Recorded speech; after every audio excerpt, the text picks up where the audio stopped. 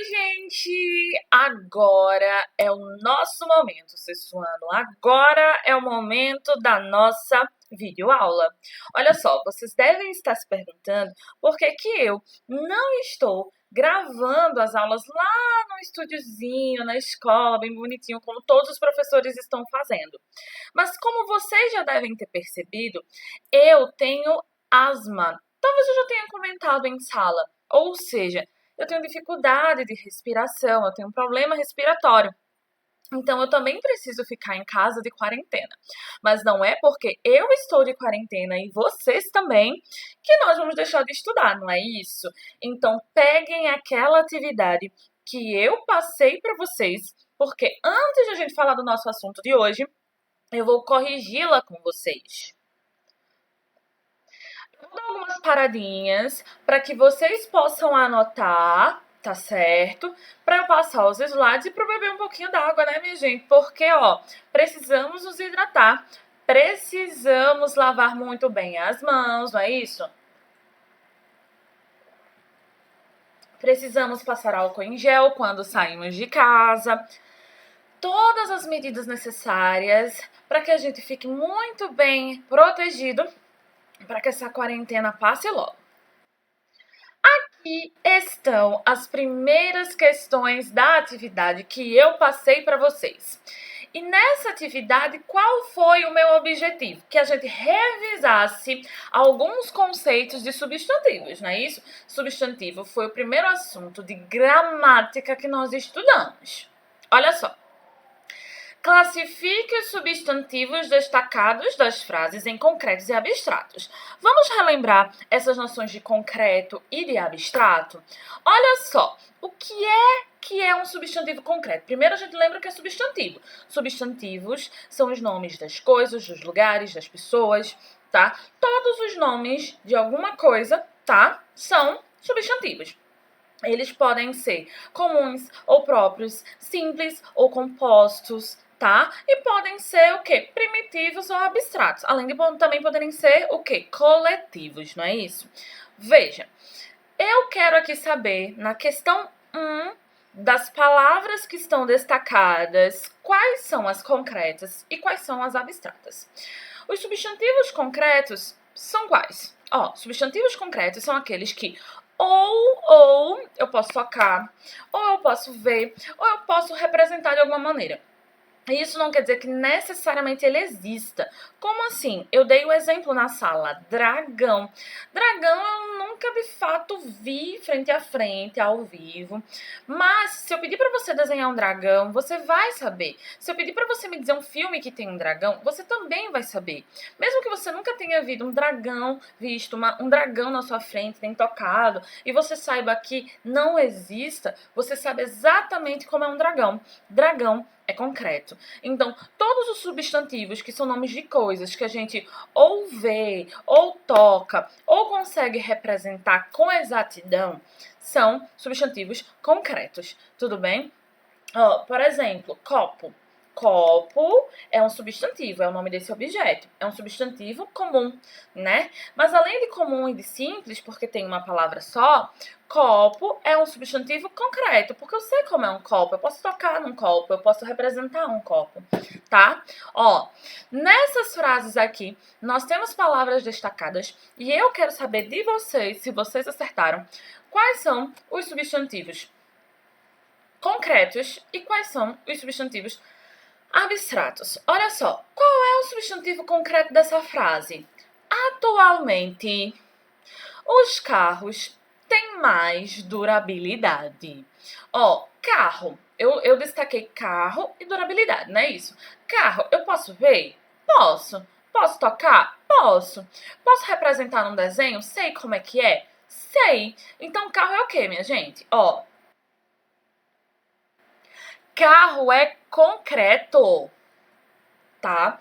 E durabilidade, eu sei como é a durabilidade, posso tocar a durabilidade, eu posso, por exemplo, desenhar a durabilidade? Não, eu posso tocar e pegar em coisas que são duráveis, que duram bastante, mas a durabilidade, assim, sozinha, eu não consigo ver, eu não consigo tocar, eu não consigo representar a durabilidade, tá? Então, durabilidade é o quê?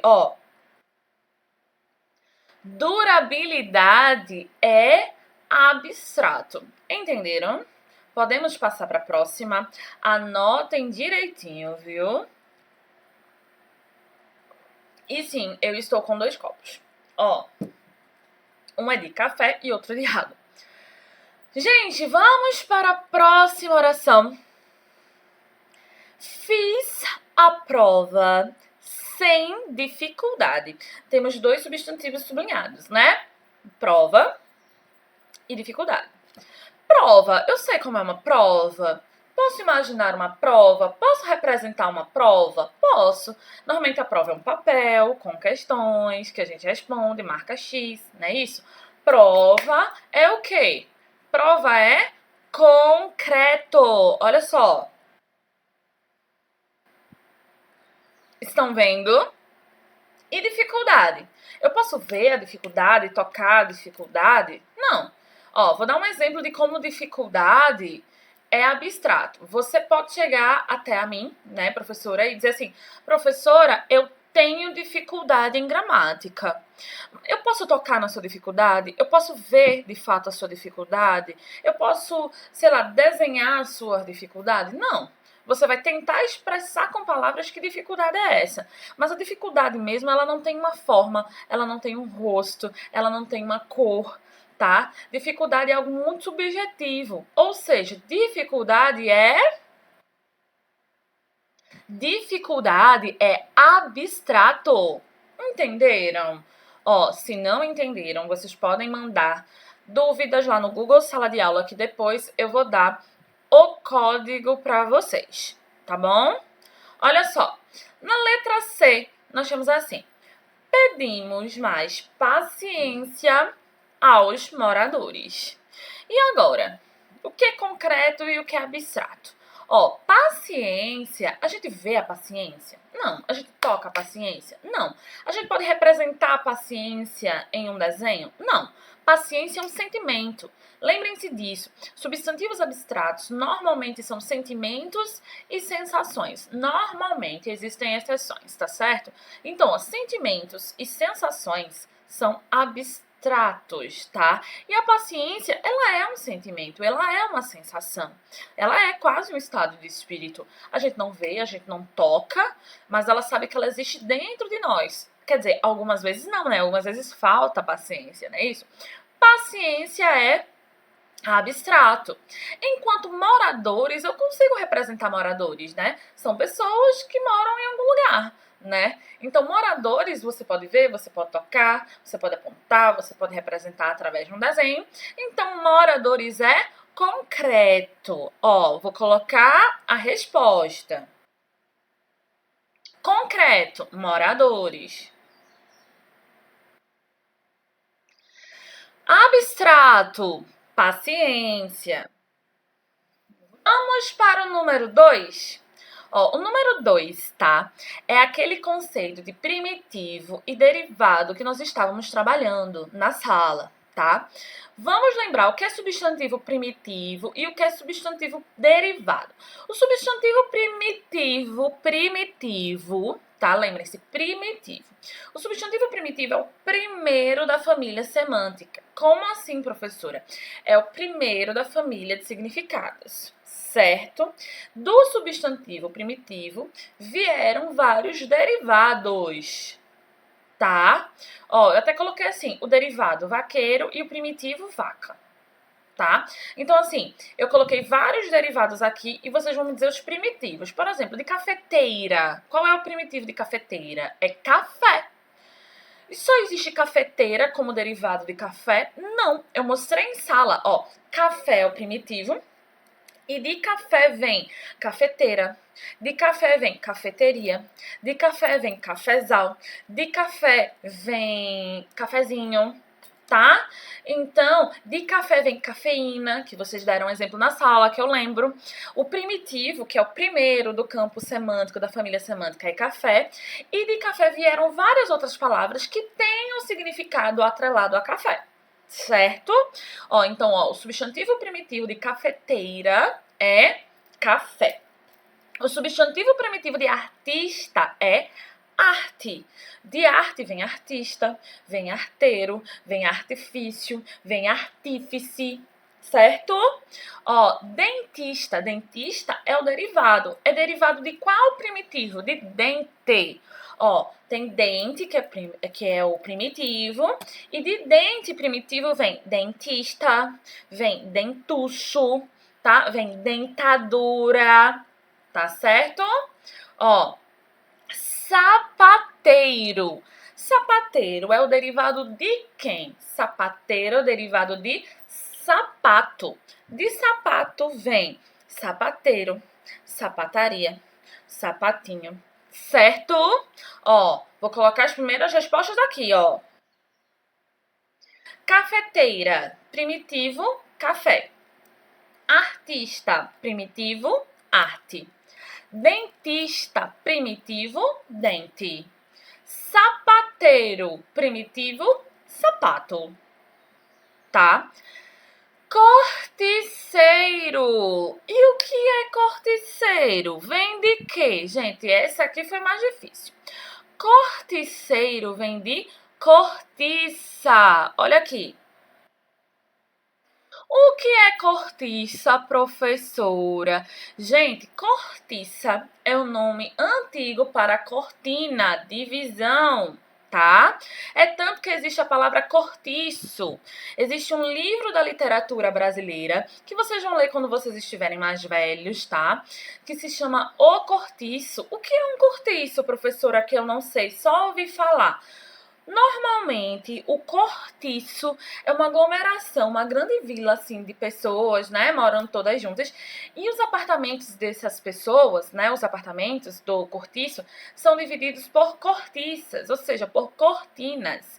Então, os cortiços antigos eram lugares onde as pessoas moravam todas juntas, divididos apenas por cortinas, né, que naquele tempo se chamava cortiça. E essa palavra cortiça ainda existe, tá? Então, de corticeiro vem cortiça. E cortiça é o primitivo de corticeiro, de cortiço, tá?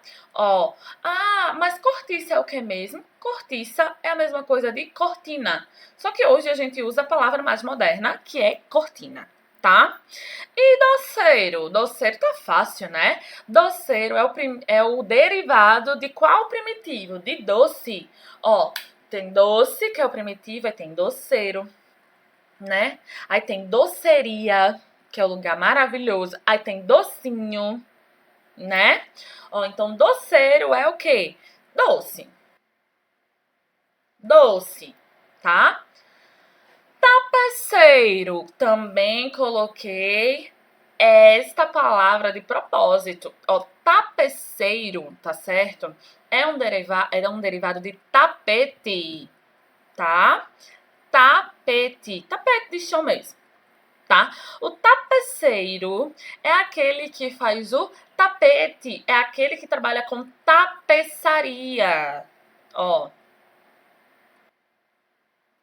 Tapete. De tapete vem tapeceiro, vem tapeçaria, tá?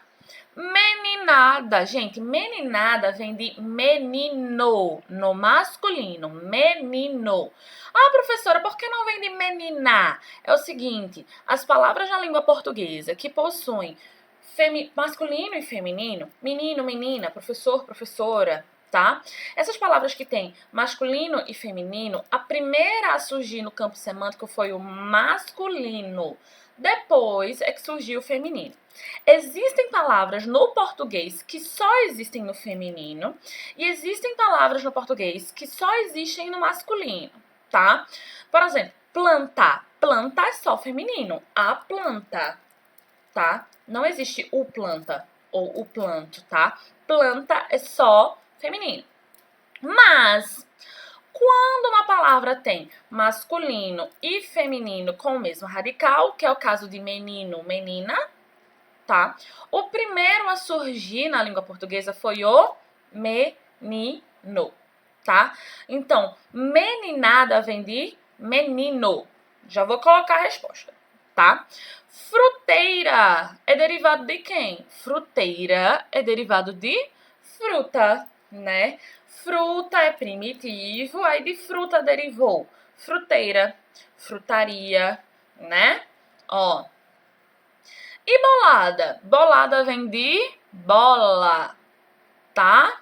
Aí de bola vem bolada, boleiro, bolinha, certo? Resposta na tela. Anotem. Se precisar, pausem, tá? Vou tomar um gole d'água para não perder o meu ar, porque essa aula vai ser longa, viu? Vocês se preparem, peguem a garrafinha de vocês, tudo bem? Porque eu vou falar bastante hoje. Vamos lá. Próxima questão, número 3, também uma questão de primitivos e derivados, tá? A gente tem uma coluna só de primitivos e outra coluna só de derivados, que a gente vai colocar as letrinhas, tá? Então, ó, eu vou fazer essa coluna de derivados, tá? Ó, vamos lá, vamos começar. Eu vou devagarzinho pra vocês entenderem, tá certo? É porque o meu celular tá aqui, eu tô olhando algumas coisas, tá? Eu tô passando aqui pelo celular. Gente, terrestre. Terrestre é derivado de terra. E terra está na letra C. Então, lá em terrestre, você coloca a letra C. Coloca lá. Florista. Florista vem de quê? Vem de flor. E flor está na letra G. Então, você vai lá e coloca G em florista. Pedregulho. Pedregulho. Pedregulho vem de quê, minha gente? Pedregulho vem de pedra. Pedra está na letra I. Então, você vai lá e coloca o I em pedregulho. Certo? Fogaréu, que é um fogo bem grande, né? Fogaréu vem de quê? Tá na cara, minha gente. Vem de fogo. E fogo está na letra A. Coloca A em fogaréu. Tá? Jornaleiro. Jornaleiro está na letra E, ó. Vem de jornal, tá na letra E, um do lado do outro. Coloca a letra E no jornaleiro. Fruteira, fácil demais, né? Tava na outra questão, deveria ter tirado fruteira e ter colocado outra palavra, né? Fruteira vem de fruta, que está na letra B, B de bola. Bota o B de bola na fruteira, certo? Ferrugem. Ferrugem vem de quê, gente? Vem de ferro, tá? Ferrugem vem de ferro, tá certo? Ferro está na letra H. Coloca o H na ferrugem. Ok? Ó, vidraça. Vidraça está... Ó, vem de quê? Vem de quê? Vem de vidro. Vidro está em que letra? J. Pega o J de vidro, coloca no derivado vidraça. Tudo certo. Porteiro. Porteiro vem de quê? Vem de porta. Porta está na letra F. Coloca a letra F no porteiro. Ali, ó, bem do ladozinho pra gente ligar o primitivo com o derivado. Dentista. Dentista também tá super fácil, tinha na outra questão. Dentista vem de dente. E dente está na letra D. Não é isso? Você vai lá e coloca o D, ó, de dentista no dentista, tá bom? Vou colocar o gabarito agora. Eu fiz bem devagarzinho. Eu espero que vocês tenham acompanhado. Mas quem não acompanhou tem a última chance agora. Quer dizer, pode pausar o vídeo, é lógico, pra anotar, né, gente? Ficou esta ordem: C, G, I, A, E, B, H, J, F e D. Nesta ordem, minha gente. Vamos lá? Anotaram todos? Ó, estou aqui no cantinho, né? Né? Vocês estão conhecendo meu quarto um pouquinho, meus livros, não é mesmo? Ó, vamos lá. Texto para as questões 4, 5 e 6. Eu espero que vocês tenham gostado desse texto. Vou ler com vocês, tá? Uma noite no paraíso. Era uma vez dois grandes amigos que, de tanto que se queriam, haviam feito um juramento. Quem casasse primeiro deveria chamar o outro para padrinho. mesmo que se encontrasse no fim do mundo. Então, eles eram tão amigos, se gostavam tanto como amigos, que eles disseram, não, quando a gente casar, um vai ser padrinho do outro, não importa onde nós estejamos, certo? Esse foi o trato deles. Se você estiver no fim do mundo, eu vou lhe buscar para você ser meu padrinho de casamento. Depois de algum tempo, um dos amigos morre. O outro, devendo casar, não sabia como fazer e pediu conselhos ao confessor, que é o padre, tá? Então, assim, ó, os dois amigos juraram serem amigos para sempre e quando um casasse, o outro tinha que chamar para ser padrinho do casamento, não importa onde estivesse. E um deles morreu. E aí o que estava vivo, que ia se casar, pensou, e agora, o que é que eu faço? Que ele morreu, será que eu devo chamar a alma penada para ser padrinho do meu casamento, hein? Ó, vamos lá. Negócio complicado, disse o pároco. Pároco, o padre, tá? Você deve manter a sua palavra. Convide-o, mesmo estando morto. Vá até o túmulo e diga o que tem a dizer. Ele decidirá se vem ou não. E o jovem foi até o túmulo e disse: Amigo, chegou o momento, vem para ser meu padrinho. Abriu-se a terra e pulou fora o amigo. Claro que vou! Tenho que manter a promessa, pois se não a mantiver, não sei quanto tempo terei que ficar no purgatório. Ó, esse é um textinho curtinho, né, que conta uma história inusitada. É um conto, né? É um conto bem curtinho que conta essa história bem inusitada dos dois amigos, tá certo? Que eram tão amigos que mesmo depois da morte, um deles foi ser, né, padrinho do outro. O livro que eu retirei esse conto é o Fábulas Italianas, tá? Mas isso não quer dizer que esse texto seja uma fábula, tá? É porque nesse livro tem vários textos, não somente fábulas, tá? Mas esse texto aqui é um mini conto. A gente estudou fábula na escola. O que é uma fábula, né? A fábula é um texto curto que tem animais falando e agindo como humanos, ou seja, personificados, e no final da fábula tem uma moral. Esse texto não corresponde a uma fábula. Ele está num livro que tem muitas fábulas, mas ele não é uma fábula, tá? Eu tô explicando porque talvez a fonte do livro trouxesse confusão a vocês. Esse texto é um mini conto. Ele tá num livro de fábulas, mas ele não é uma fábula. Vocês sabem como é uma fábula, certo? Então, por favor, não se confundam. Vamos às questões. Ó, de acordo com o texto, quem se casasse primeiro deveria o quê? Deveria convidar o outro para ser o seu padrinho. Letra A, super fácil, eu deixei na cara de vocês, né? Ó, casar com a mulher do outro amigo? Não. Ir até o fim do mundo? Também não. Viver solteiro até morrer? Também não. Quem se casasse com o primeiro deveria chamar o outro. Ó, letra A, facílimo, facílimo, né? Leia a frase. O outro, devendo casar, não sabia como fazer e pediu conselhos ao confessor. A palavra destacada refere-se a que personagem? Então, esse outro que ia se casar, quem é?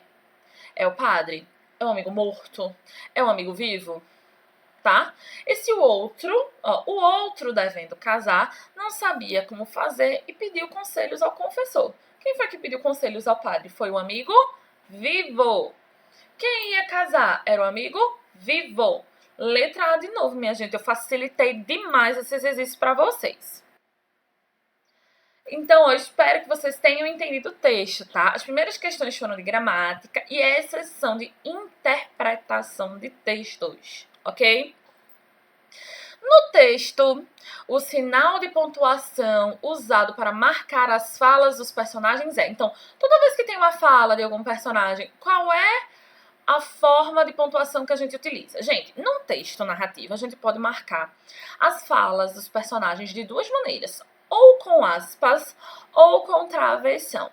No texto que nós estudamos, a forma utilizada foram os travessões. Toda vez que tem uma fala, tem ó, o travessão, que é aquele traço grandinho.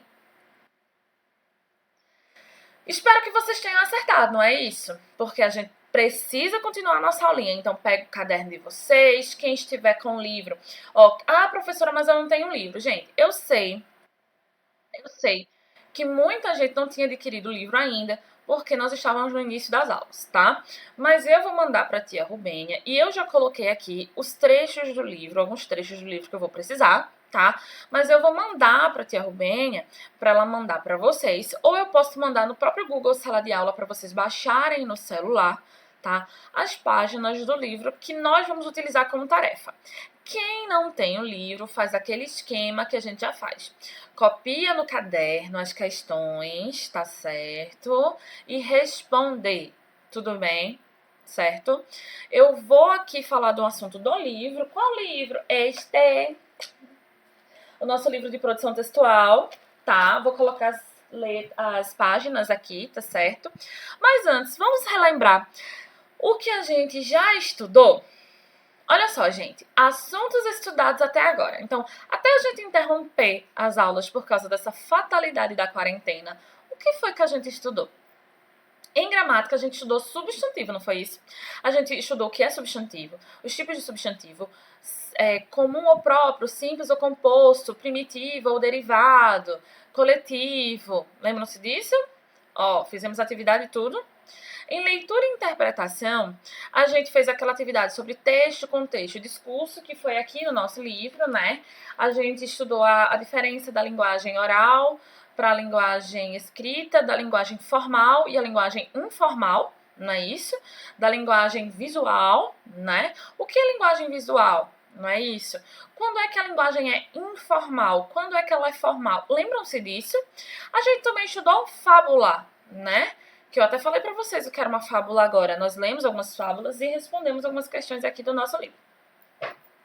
Em produção textual, nós estudamos carta pessoal. Vocês escreveram cartas. Lembram-se que nós fizemos até aquela sessão de leituras, tanto de cartas quanto de contos na sala? Vocês, alguns de vocês, não todos, leram as cartinhas de vocês e os contos em sala para todo mundo? Nós fizemos esse momento, lembram-se disso? Esses foram os assuntos que a gente estudou este ano até essa nossa fatídica parada. Ó, e agora nós vamos para nossa aula de produção de textos, ó. Quem estiver com o livro, pegue. Quem não estiver, as principais partes, tá certo? Que nós vamos utilizar. Eu coloquei aqui no nosso vídeo para ninguém ficar perdido, mas deixa eu abrir aqui o meu livro, né? Para poder acompanhar com vocês. Ó, o capítulo que nós vamos falar é o capítulo, né, que nós vamos discutir hoje, é o capítulo de conto popular. Estão vendo? Ó, vou mostrar. Conto popular. Vamos falar de conto popular. Eu tinha começado a falar de conto com vocês, né? Mas antes de falar sobre contos, não posso esquecer, não posso. Antes de falar sobre contos, olha só. Sabe o que é isso? Este é um dos nossos livros, tá?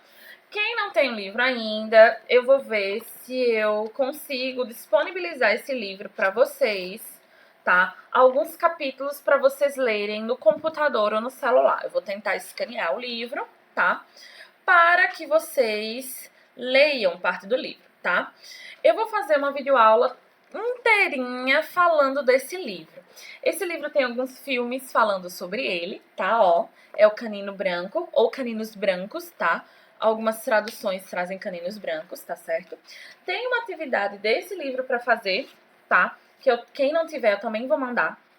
Eu vou fazer uma videoaula resumindo um pouquinho, falando um pouquinho sobre esse autor. Esse autor desse livro é o meu autor preferido da minha vida. Ele tem vários livros super legais, com animais, inclusive, tá certo? Então, assim, eu vou fazer uma videoaula só sobre esse livro pra vocês, tá? Mas eu preciso que vocês comecem a ler. Então, quem tem o livro Canino Branco, já começa a ler, que dá tempo ler nessa quarentena, tá?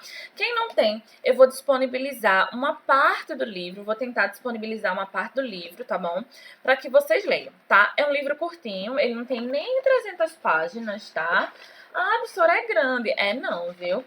E eu preciso muito que vocês leiam esse livro aqui, ó. Tá? Ó, tô mostrando, ó. Para que quando eu faça essa aula todo mundo entenda e se lembre o que aconteceu, tá? E todo mundo consiga fazer a atividade. Esse livro é super legal. Eu tenho certeza que todos vocês vão amar. E ele foi escolhido com muito carinho para vocês, tá bom? Ó, vamos falar de conto? Vamos. Então, ó, vocês vão ter uma tarefa de casa hoje.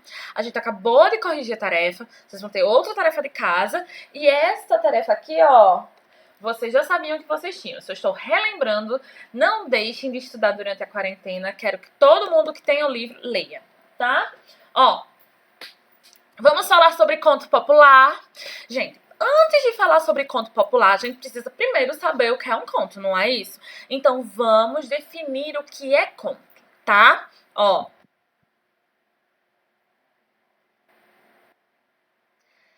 coloquei algumas fotos aqui, né?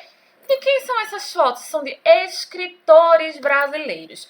A primeira foto que vocês estão vendo desse senhor aqui moreno, de barba, com óculos assim, meio misterioso, é um dos maiores escritores da nossa literatura que escreveu muitos contos. O nome dele é Machado de Assis. E com certeza vocês já ouviram falar muito nele e nas histórias que ele escreveu.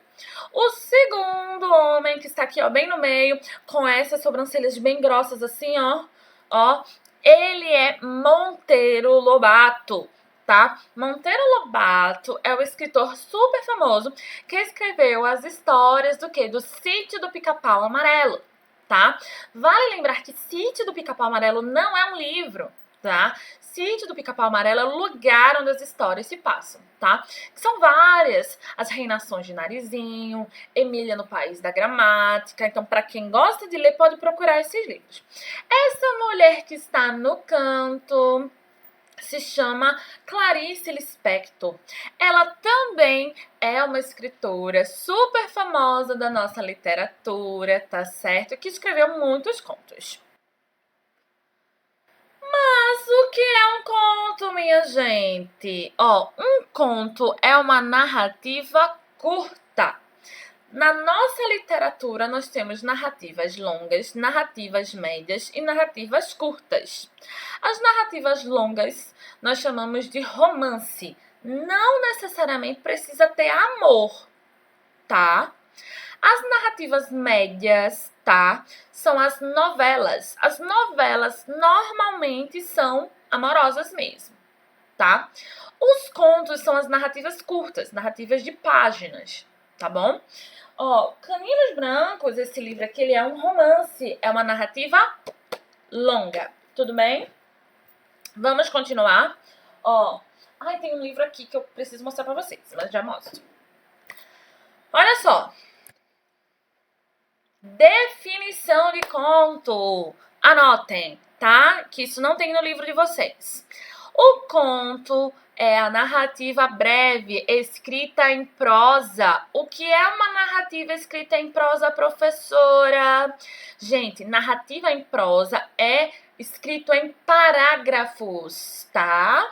Ó, a gente pode escrever textos em prosa e em poesia. Em prosa são os parágrafos, como vocês escrevem normalmente. Em poesia, são os textos escritos em estrofes, aqueles blocos de versos com rimas, que não vai até o final da linha, inclusive. Lembram-se disso? Que muitos de vocês escreveram poesias quando nós fizemos o nosso varal poético? Muito bem.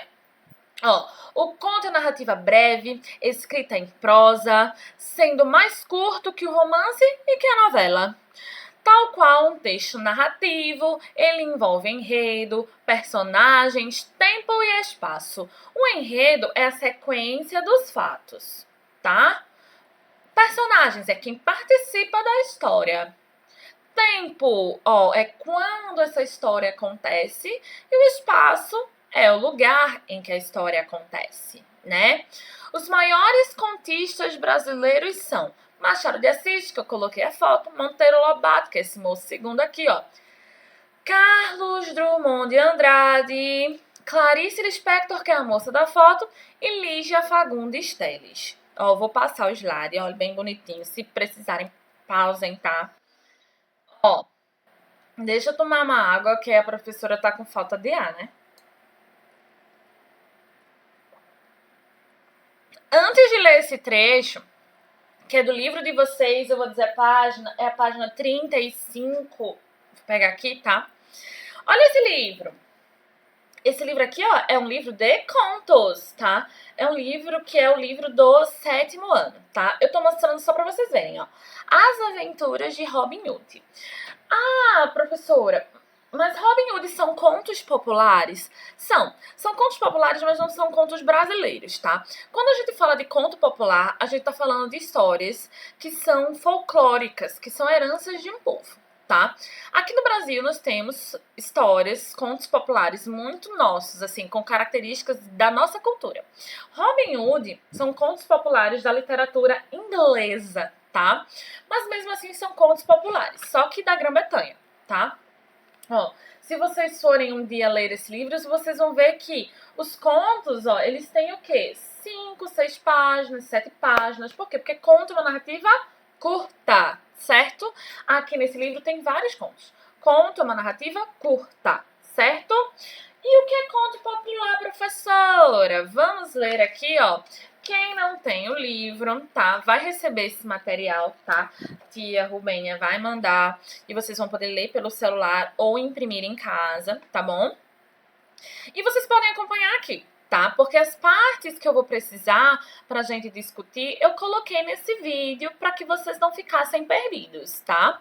Ó, o que é conto popular?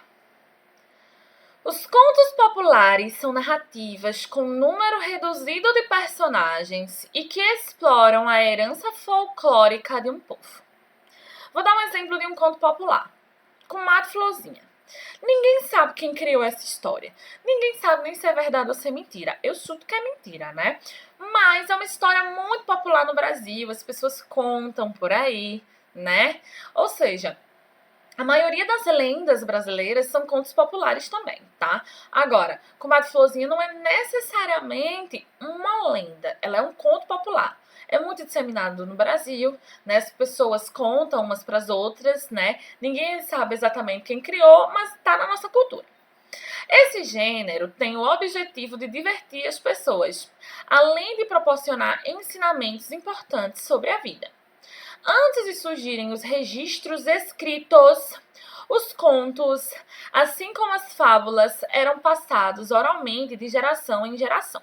Olha só, talvez vocês tenham estudado isso em história, né? Desde a antiguidade antiga, dos gregos e romanos, desde o tempo em que não existia escrita, já existiam histórias, já existia literatura. Só que essa literatura era oral. Então, assim, na Grécia Antiga, por exemplo, existiam os aedos. Os aedos eram os contadores de história.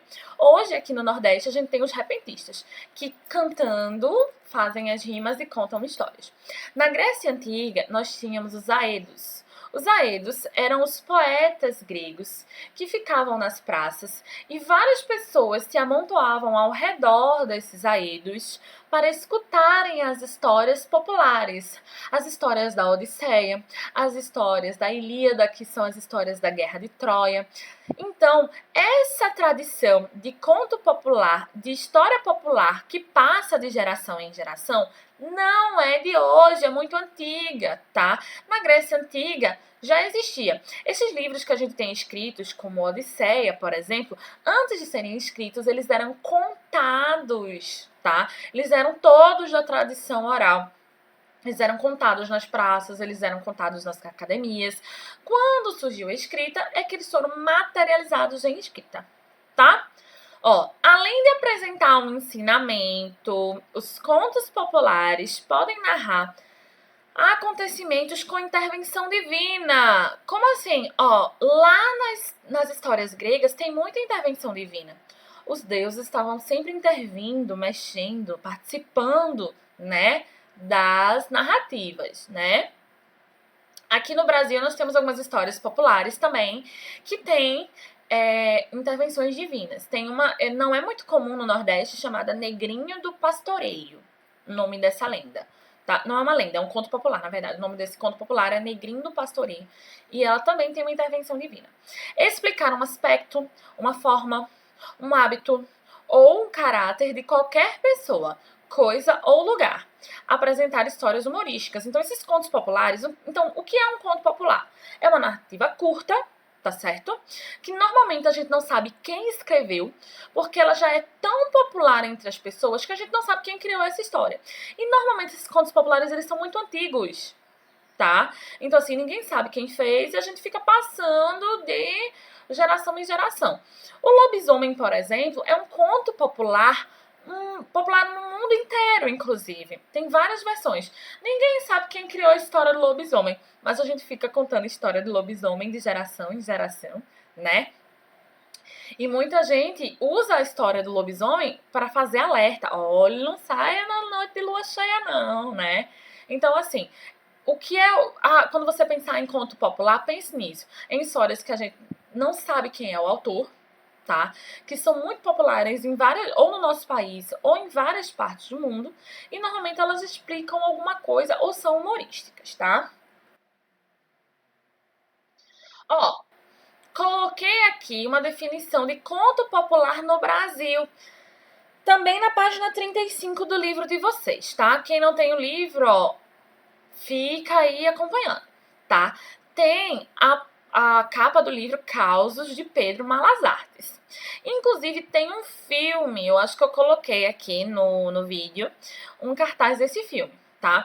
As histórias, os contos populares no Brasil, eles foram matérias de muitos filmes. Por exemplo, todo mundo aqui conhece o Alto da Compadecida, né? O Alto da Compadecida é baseado na obra de Ariano Suassuna. Só que o personagem, João Grilo, né, e Chicó, esses dois personagens, eles já eram personagens muito populares de contos populares, né? Então, Chicó e João Grilo já faziam parte de várias histórias que circulavam por aí. O que Ariano Suassuna fez foi pegar esses nomes e criar uma nova história dele, tá? E aí ele fez o Alto da Compadecida, tá? Mas antes, é tanto que se vocês forem em bancas de revistas, não agora, lógico, né? Mas se vocês forem em bancas de revistas, procurarem cordéis, vocês vão ver que existem muitos cordéis com João Grilo e Chicó. Vários, com várias histórias. Porque são contos, eles fazem parte de muitos contos populares. João Grilo e Chicó não fazem só parte do Alto da Compadecida, tá? Pedro Malas Artes também é um personagem muito popular nesses contos, tá? Ó, conto popular no Brasil. Acompanhem a leitura, eu vou lendo e explicando para vocês. Quem não tem o livro, acompanhe aqui no vídeo, tá? Eu coloquei a imagem do livro para vocês acompanharem a leitura mesmo, para não ter desculpa, tá bom? E quem tem o livro, acompanha. Ó, no Brasil, o conto popular tem fortes ligações com as tradições portuguesa, indígena e africana, tá? Então, alguns contos populares... Ih, voou uma sacola. Alguns contos populares, eles são de origem indígena, ou seja, eles têm muitos personagens indígenas, né? E alguns africanos, tá? Em 1885, ó, quase 2 séculos atrás, Silvio Romero lançou um livro chamado Contos Populares do Brasil, com diversos contos coletados em várias regiões do nosso país. Isso quer dizer que Silvio Romero escreveu? Não. Silvio Romero não escreveu.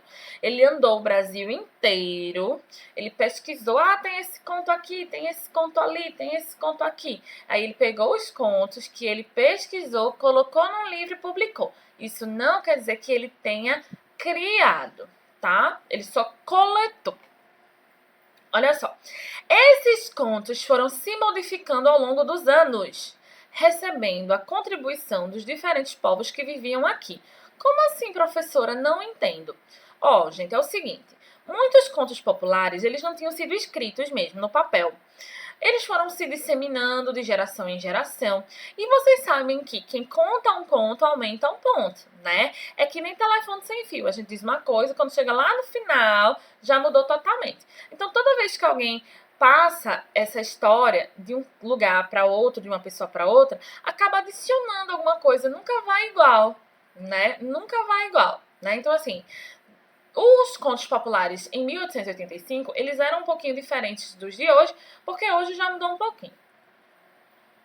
Um dos personagens personagens mais conhecidos desses contos populares é Pedro Malas Artes, rapaz de origem humilde e muito esperto.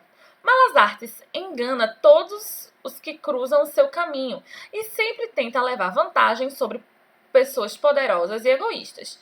Inclusive, uma das histórias de Pedro Malas Artes é quando ele vai para o inferno e ele engana até mesmo o diabo, tá? Em alguns contos, Malas Artes é retratado como uma pessoa boa que faz justiça. Ele é visto como herói. Mas, em outros, suas atitudes mostram alguns desvios de caráter. Por isso também ele é considerado um anti-herói. Porque existem muitos contos com ele, tá? Olha só, conto popular. Eu coloquei aí, até o cartaz do filme do Pedro Malas Artes, tá? E coloquei também a capa de um livro, O Sapo e os Meninos, um conto popular brasileiro que vocês podem procurar. Esse conto já é mais adequado para a idade de vocês. Conto popular, partes de um conto. Vamos ver quais são as partes de um conto. Tá? Isso aqui já tá na atividade de vocês, só que eu vou explicar antes, tá? Eu vou explicar antes, porque vocês vão fazer a atividade, mas vocês precisam que eu explique, não é isso? Então, vamos lá. Pra quem quiser acompanhar... Deixa eu me mexer aqui. Pra quem quiser... Caiu um negócio aqui, não sei o que foi. Pra quem quiser acompanhar a leitura, tá? Desse trecho, tá certo? Sobre partes de conto e como o tempo pode ser.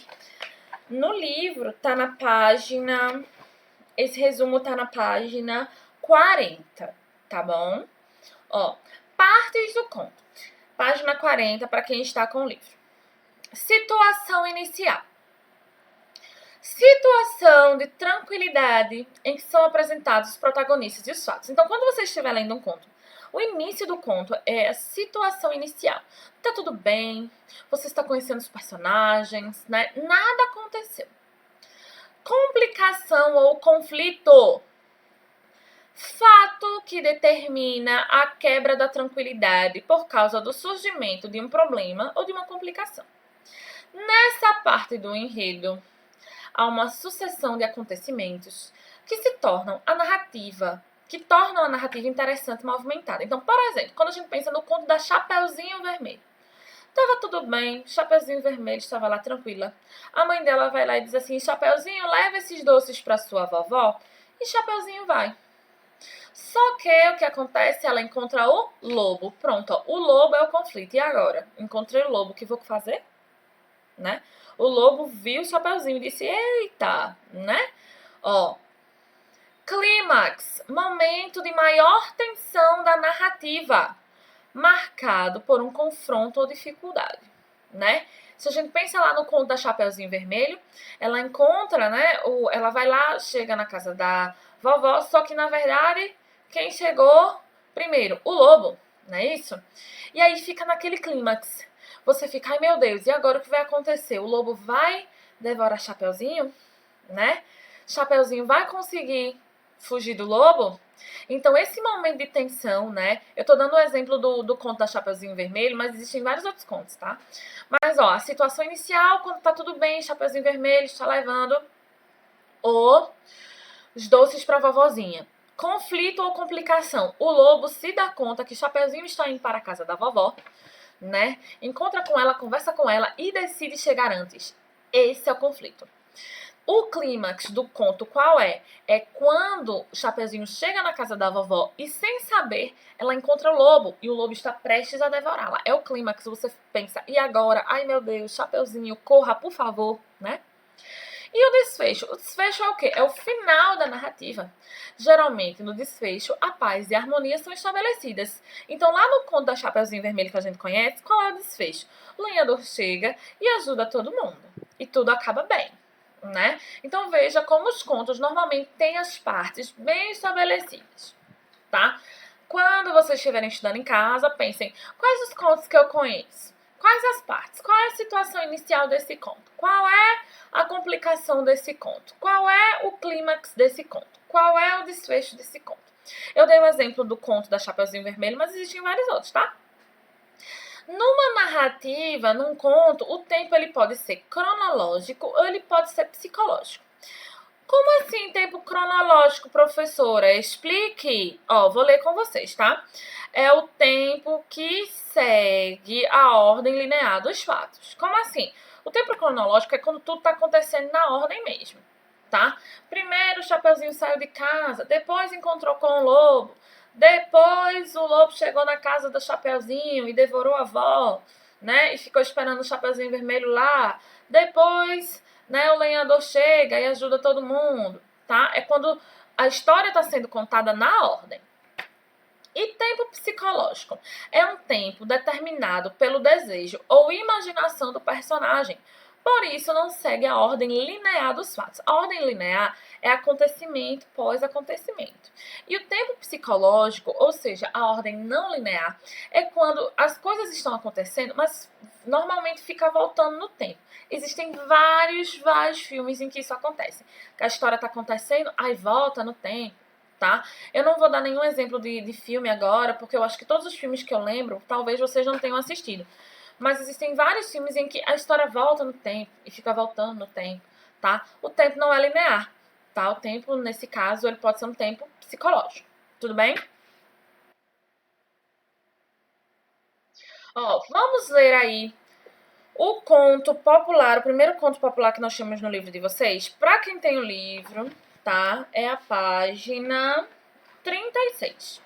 Para quem tem o livro, é a página 36, tá? Eu não vou fazer as atividades com vocês vão fazer as atividades em casa, tá certo? Mas eu vou ler com vocês esse conto popular aqui, tudo bem? Ó, no início ainda do livro, eu não coloquei aqui, mas tem alguns questionamentos para vocês pensarem antes da gente ler o livro, tá? Lê o texto. Ó, você tem irmãos ou alguém que considera como se fosse um irmão? Você tem irmãos, tá? O que essa pessoa representa para você? Por que a gente está fazendo essa discussão? Porque o texto se chama Os Três Irmãos. Então a gente já sabe que a história vai tratar de irmãos, né? O título do conto popular que você vai ler é Os Três Irmãos, com base no título e na ilustração que acompanha o texto. Sobre o que você imagina que é essa história, que essa história vai falar, né? Então, vamos pensando nos três irmãos, eita, sobre o que é esse texto. Vamos ler, tá? Os três irmãos.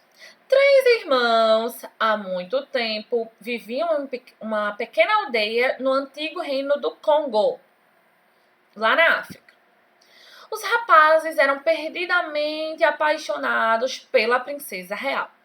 Mas, como eram simples aldeões, sabiam que nenhum deles poderia se casar com a moça. Os três irmãos eram apaixonados pela princesa, tá? Desiludidos, os três saíram mundo afora em busca de uma nova vida. Andaram e andaram, durante dias e noites infindáveis, ou seja, sem fim, através de florestas e desertos, até alcançarem um povoado oculto entre as montanhas. Apavorados, descobriram que o misterioso lugar era habitado por seres dotados de poderes sobrenaturais. Olha só, minha gente. Quando nós estamos em sala, eu sempre divido a leitura com vocês para vocês lerem em voz alta, tá? E eu espero que vocês estejam em casa lendo, se estiverem com o pai ou com a mãe, melhor ainda, porque eu gostaria que vocês lessem em voz alta o texto, fazendo as pausas bem direitinho, tá? Com a leitura fluida. Me acompanhando de preferência, tá? Ó, os três imediatamente foram aprisionados e obrigados a trabalhar como escravos nesse povoado, né? Como um sempre ajudava os outros, todas as tarefas foram concluídas. Por isso, após um ano de cativeiro, foram soltos. E como prêmio pelos serviços prestados, cada um recebeu um presente mágico. O irmão mais velho ganhou um espelho, no qual podia ver qualquer coisa que estivesse acontecendo. O do meio ganhou um tapete voador, capaz de levar seu dono aos lugares mais distantes, numa velocidade impressionante.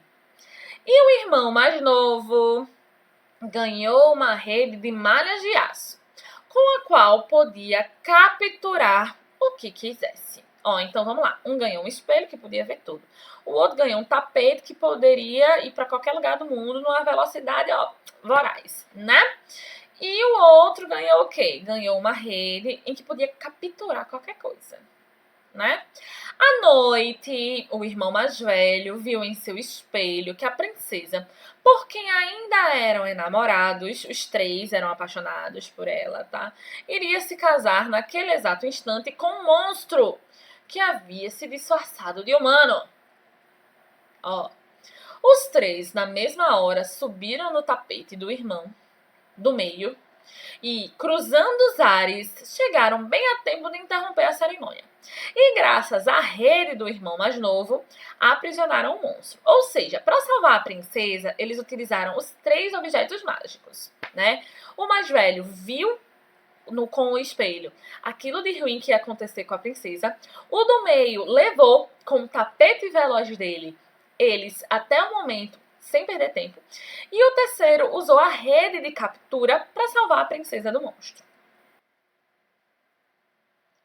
O rei, agradecido, resolveu dar a filha em casamento a um dos rapazes.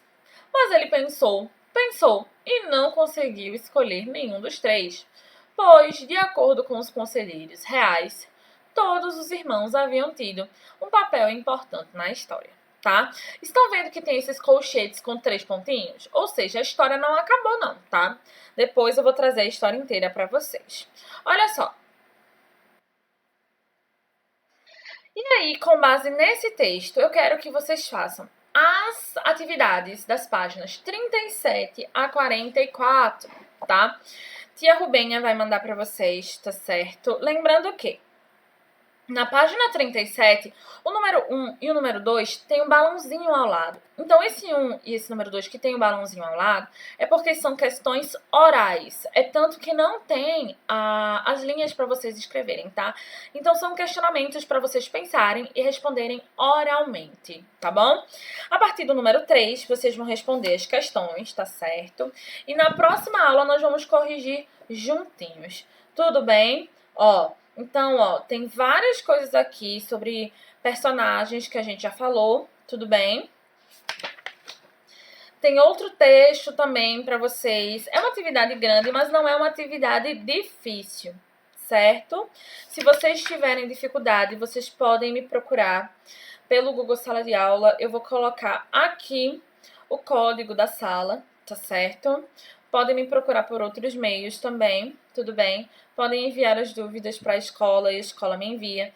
Podem comentar nesse vídeo no YouTube que eu respondo a vocês. Um beijo, até a nossa próxima videoaula. Eu espero que todos vocês tenham entendido a correção da atividade e entendido esse assunto. Façam a atividade com bastante cuidado, leiam nosso livro, tá? E nas próximas aulas a gente conversa mais. Bye, bye!